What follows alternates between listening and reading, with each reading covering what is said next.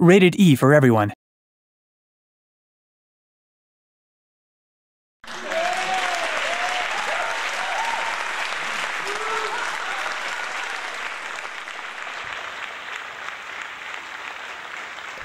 Hello, everyone. I'm Tim Trzepacz, and this is Rhythm Core Alpha.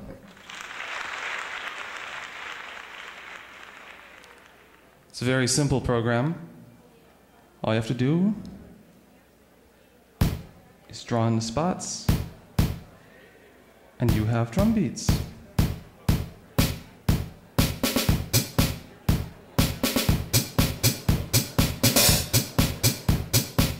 You can do drum beats of different velocity.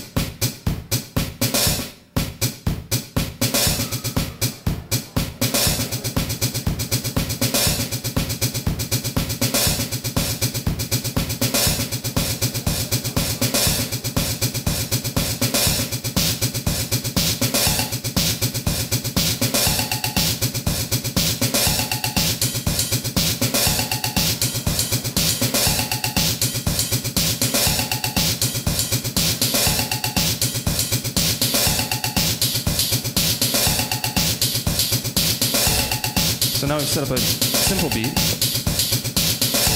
Now let's put a bass line in. It's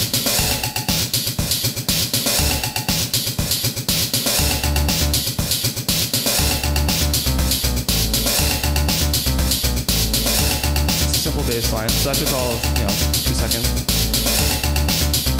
So we can actually copy, unlike a lot of other music tools, we actually have a copy option. So we can select section notes, copy it to the next track down. And then we also have an option to transpose that track.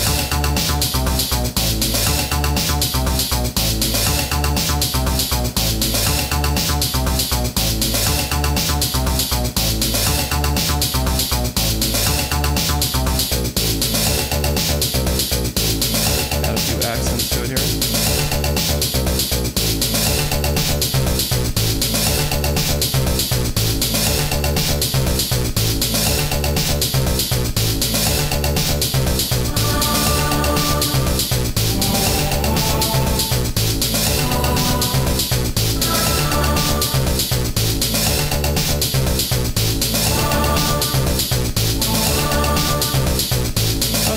Simple loop going now.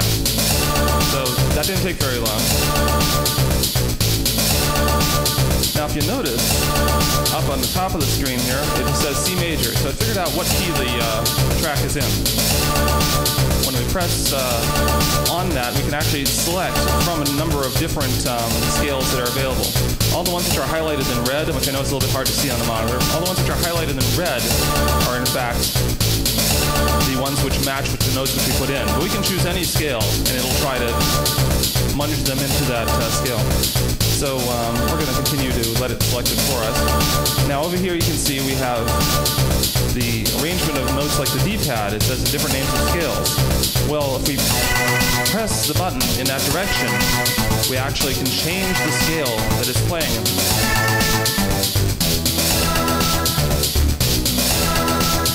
So much like playing a guitar, you can finger with the left hand,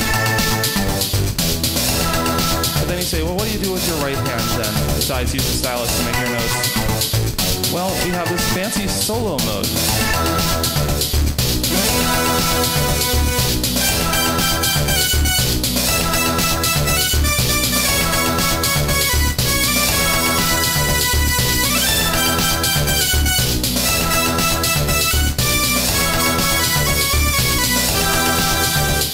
So that's pretty fun. But sometimes it's hard to do your, changing chord to the left hand and play a solo with the right hand. That's, it's not quite like strumming a guitar. So we have this pattern mode, which is a very simple thing. You can automate your chord changes. So if I go here, let's say I want my first chord to be A major. I want the second chord to be G major. And I want the third chord to be D major. And we'll make the third chord go on for twice as long. This is actually in beats rather than in blocks.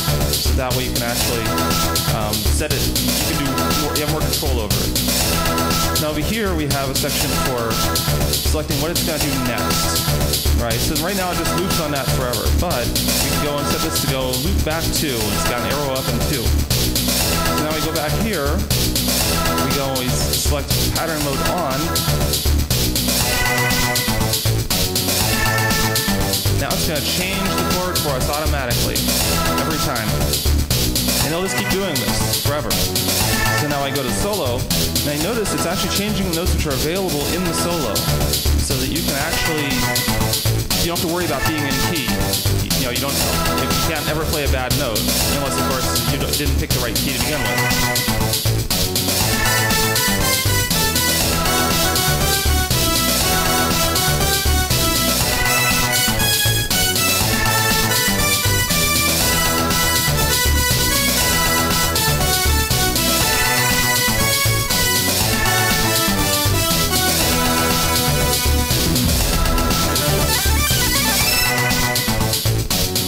Pretty fun, but that can get pretty monotonous, just having one set of chords, one set of keys.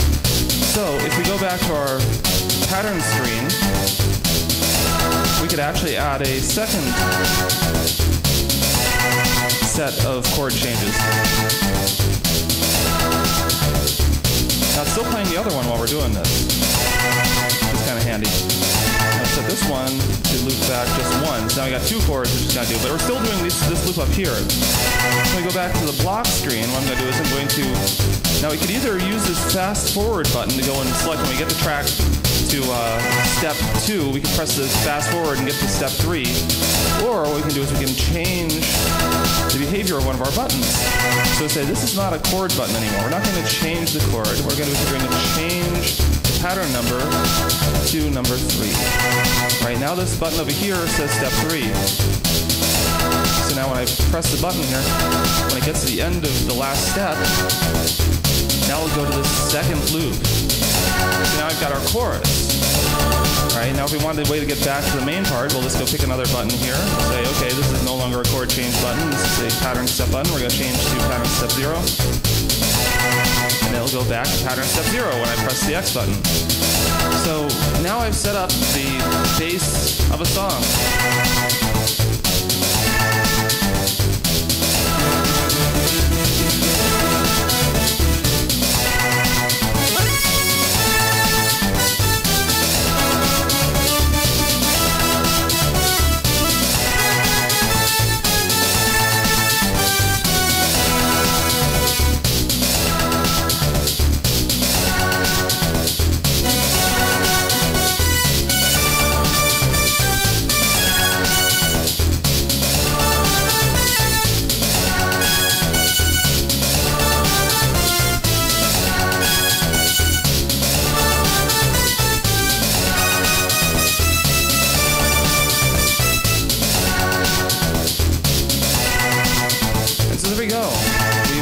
Got the genesis of the song. But obviously there's so much more we can do with this. So, hello gentlemen, how can I help you today? Alright, well, our audience, they're so adamant. So what other fun could we have with the program? There's a lot of stuff. Let's get into advanced rhythm core alpha. That was the basics. That's the general stuff you can do. Now, one of the things we have over here is we have controls for mute and solo. Now you press the mute controls, it goes and it actually doesn't play that track. So even though it's still there, it doesn't play it. So if you wanted to turn them on and off, like sort of mixing on the fly, you have to turn on just the bass line. Go here. So now it's just playing the red part up here, the Moog bass part.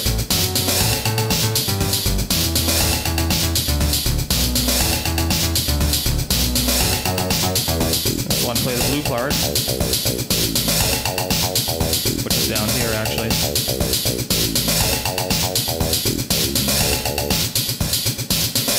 Or the green part.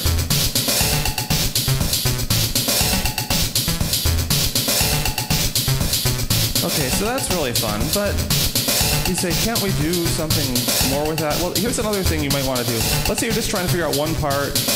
You you've got all the parts playing, and you say, okay, now I just want to hear this one part and figure out how it goes. This isn't something you usually do live, but sometimes it's something you do when you're trying to arrange. So the solo button. Press the solo button, and everything stops except that one track. It's just like doing solo on a MIDI sequencer, because it is a MIDI sequencer. And you can actually solo multiple parts at once. So it's sort of the anti-mute. It's like everything else is muted but this. When they're all off, then everything starts up again.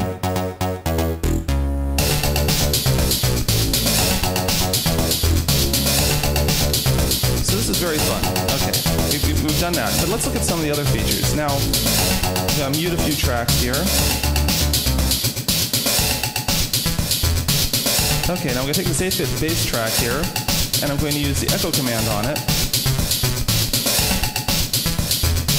So we're going to echo at a rate of, let's just echo at a rate of 1, or decay for 4 steps.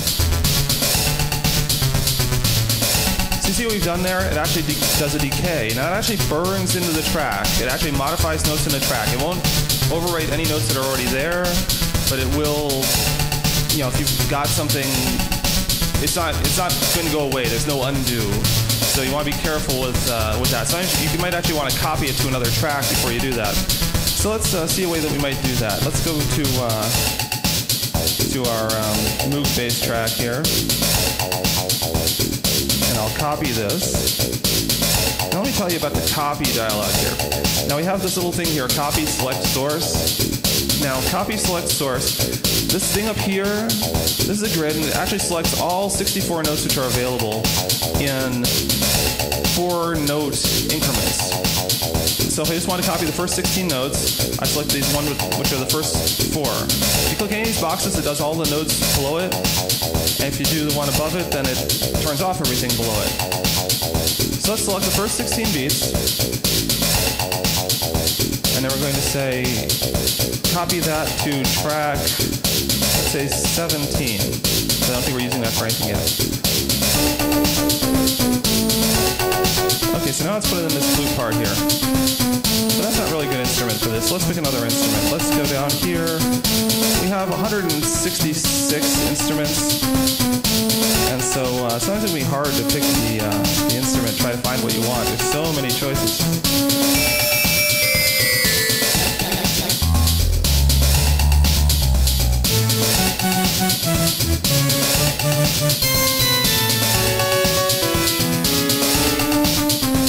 Of course, you cancel, it goes back to where it was.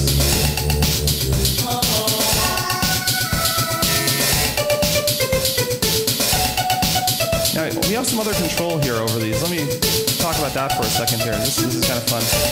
So let's pick a very simple thing. Let's pick a sine wave. So sine wave, just a simple organ sound. But when we have our editing screen here, notice we have these notes, these things on the side here, ADSR. Well, that's an attack, decay, sustain, release envelope. So because this is set up the way Nintendo does their internal stuff, 127 is the smallest time, and 0 is the maximum time, which I know doesn't make a lot of sense, but for now, that'll have to do. So let's say we took and set the release to be much, much lower. So now it has sort of this decay on it.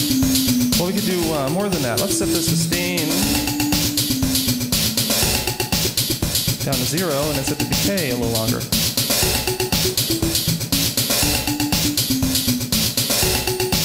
I see, you can hear it sort of plucky now, right? But if we set the decay longer, that's a little bit more piano-like. Now we can set the attack longer. That's sort of a fade in, right? We could choose a different sound here.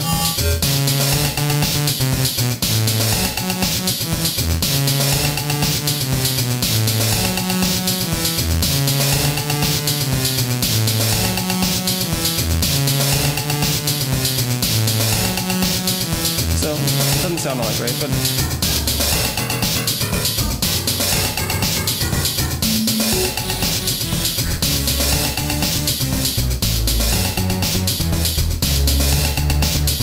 so that's the ADSR, and that's copying tracks.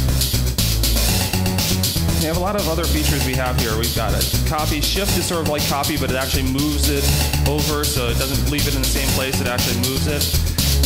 Set will set all the notes in a track. That's much better to use for drums. Like we went up here, one of these drum tracks, let's say the cowbell. We went to the cowbell, and we said set. And we told it, okay, we want the first 16 beats. Now it's going to set all the notes in there. Which can be really handy if you're trying to set up like a hi-hat part or something which is going to go. So not so much here. Although here's a fun thing you can do. If you can change the instrument.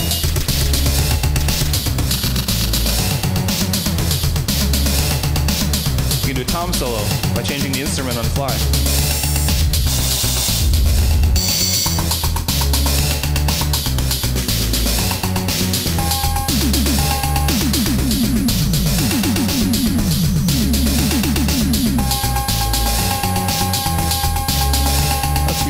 Because that's now really annoying. So another great option we have is the random option. It'll just put some stuff in there. Not that one, this one here. Let's solo this track where we did random stuff in.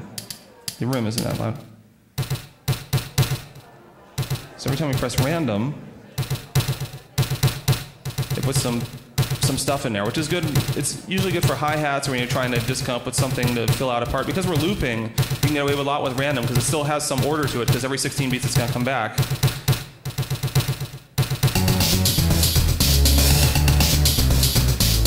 When you do random on a melody track though, you can get some weird results. Let's say we went here and chose this bass octave here. I'll turn off all these other parts. Say random.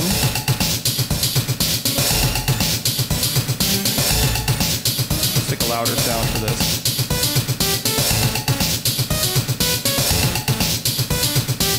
Now you see, when it's actually going to try to make it fit in the key of the chords that are playing in the pattern mode. So it will be in some sort of key as long as you actually set it to something, right? So even if it's like, even if the notes don't fit, when it actually changes key, it's going to try to fit those notes in. So that can be really handy. It actually is kind of useful, the random function, because of this key remapping thing which we do.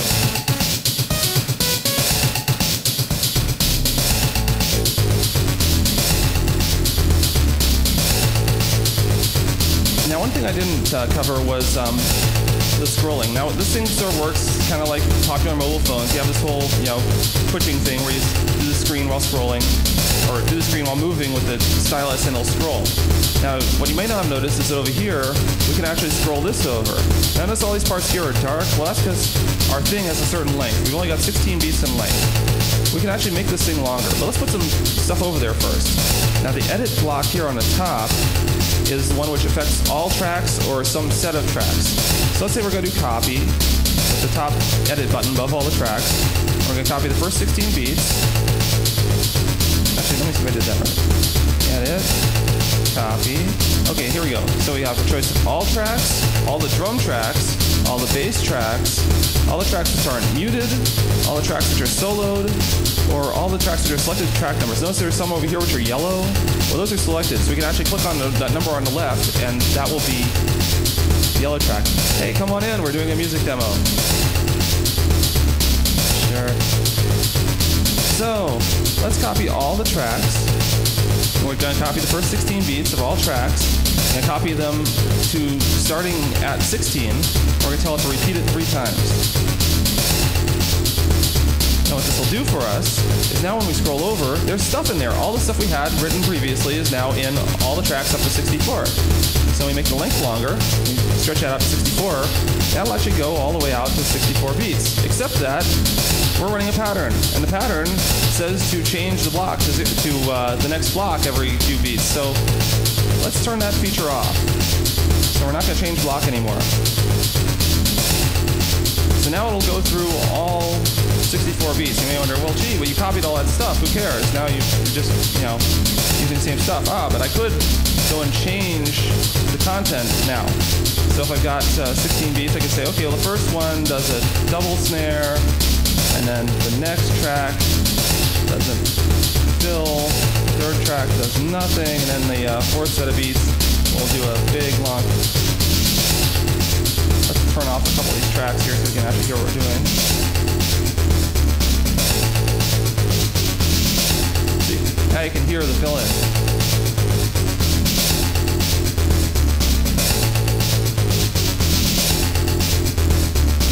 Oh yeah, we're seeing the lights and the reflection.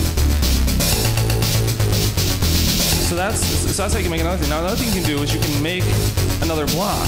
Up here we have two sections that say block. One has a pencil. That is the currently edited block. That's the one which you're drawing in. But that can be different than the one which is playing. So I could actually make a new block while it's playing this block. Right, and it's like making a whole complete different set of music. All right, so I can go in here and put a whole bunch of beats in. While, you know, so this could be like while the audience is listening to one beat or somebody singing or something. You go in here, and then when we're ready, we can go here, or we can press this button. Oh, subject back to 0.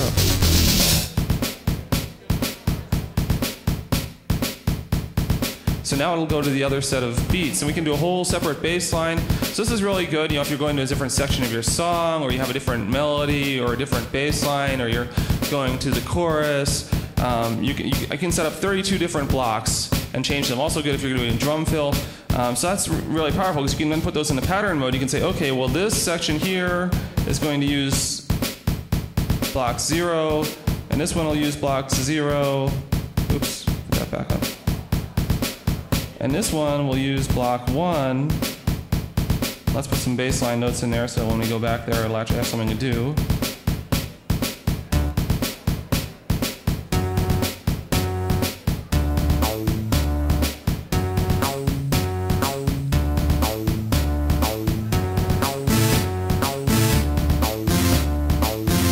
So we got this part here now. When I go back to step 0, so it'll do block 0, and then block 1. So it'll do the switching automatically.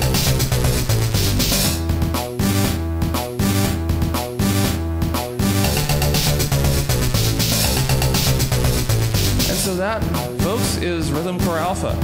I'm glad everybody could be here today, and hope to see you next time. Please watch for this in the Nintendo DSiWare store. The product will probably be about 500 Nintendo points, which is about $5. For this thing, for $5, you can have a complete musical instrument you can carry around in your pocket and annoy people everywhere. Thank you so much for coming, and enjoy.